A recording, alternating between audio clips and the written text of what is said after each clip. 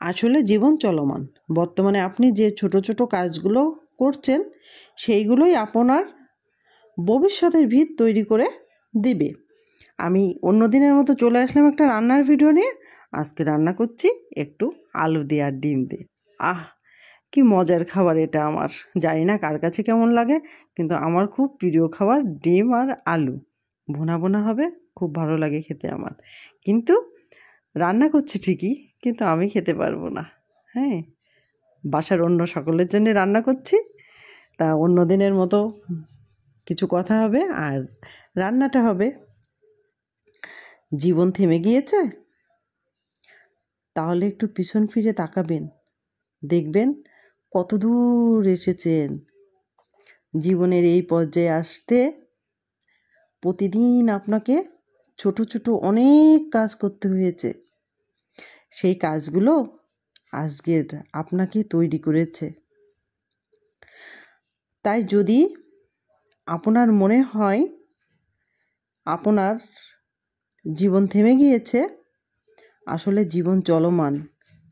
বর্তমানে আপনি যে ছোট ছোট কাজগুলো করছেন সেইগুলো আপনার জীবনের ভিত তৈরি করে দিবে। তা মানুষ একবারে কিন্তু বড় হয় না, আস্তে আস্তেই বড় হয়, ছোট থেকেই। আজকে আমি রান্না করছি একটু ডিম ভুনা করছি। আরও কিছু রান্না করেছিলাম, কিন্তু আজকে শুধু এই ডিম রান্নাটা দেখাই। আর যেটা বলবো, রান্না তো সবাই করতেই জানে, এটা শুধু একটু দেখানো। আর আমার তো বাংলা রান্না, কোনো রকমে তড়িঘড়ি করে রান্না করে নিয়ে চলে আসা। তা প্রথমে রাইস কুকারে ডিম আর আলুটা সিদ্ধ করে নিলাম, কারণ গ্যাস পড়বে এই জন্য।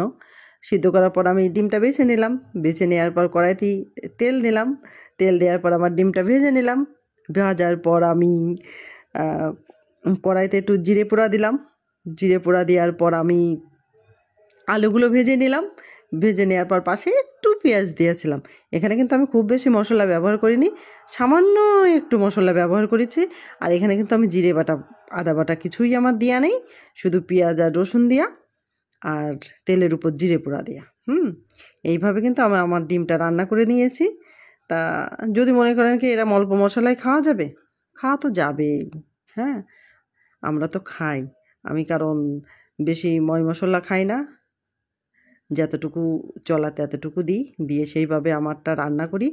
আর আজকে যে ডিম রান্না করলাম, এই যে দেখেন সামান্য অল্প মশলায় রান্না করেছি। আমি কিন্তু আলুটা সিদ্ধ করে নিয়েছিলাম। হ্যাঁ, কারণ সিদ্ধ করে রান্না করলে ডিমটা আমার কাছে ভালো লাগে, আলু সিদ্ধ করে। আর